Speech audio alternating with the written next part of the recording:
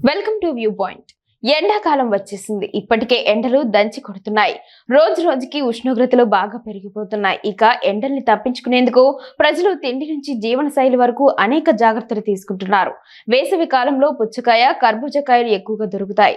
వీటిని చాలా మంది ఇష్టంగా తింటారు. కర్బూజకాయ టేస్ట్ సూపర్ గా ఉంటుంది. వేసవి కాలంలో ఈ పండు దాహర్తిని కూడా తీరుస్తుంది.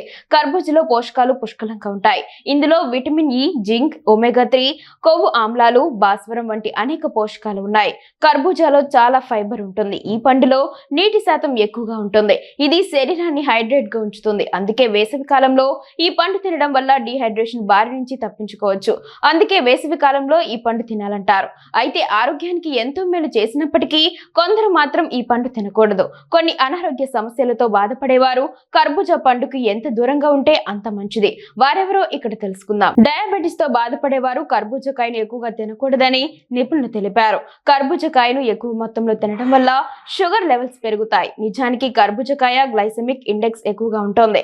దీని గ్లైసెమిక్ ఇండెక్స్ 60 నుంచి 80 మధ్య ఉంటుంది. డయాబెటిస్ ఉన్న రోగులు దీన్ని తినాలనుకుంటే ముందుగా నిపుణుల సలహా తీసుకోవాలి. ఎవరైనా చర్మ సంబంధిత, శ్వాసకోశ అలర్జీలతో బాధపడుతుంటే అలాంటి కర్బూజకాయని తినకపోవడమే మేలు అంటున్నారు. ఇలాంటి వారు వైద్యుని సంప్రదించి తినడం బెస్ట్ అంటున్నారు నిపుణులు. వైద్యుల సలహా లేకుండా చర్మ సంబంధిత అలర్జీలతో బాధపడేవారు తినకూడదు. తింటే చర్మంపై దద్దుర్లు, దురద, వాపు లేదా ఇతర ఎలర్జీ సమస్యలు రావచ్చుంటున్నారు. ఫైబర్ పుష్కలంగా ఉండటం వల్ల ఇది పేగు ఆరోగ్యానికి ఒక వరం అంటున్నారు డాక్టర్. కానీ ఇప్పటికే గ్యాస్ట్రిక్ లేదా ఇరిటబుల్ బౌల్ సిండ్రోమ్ ఉన్నవారు కర్బూజా పండు తినకుండా ఉండాలి.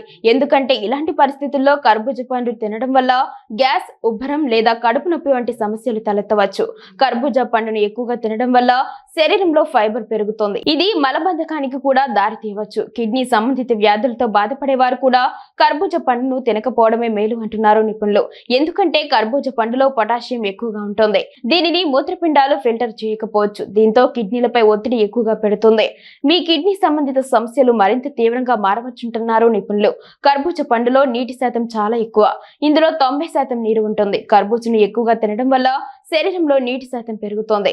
ఈ పరిస్థితిని హైపోనాట్రేమియా అని పిలుస్తారు. ఇది వాపు మరియు మూత్రపిండాల నష్టానికి కారణమవుతోంది.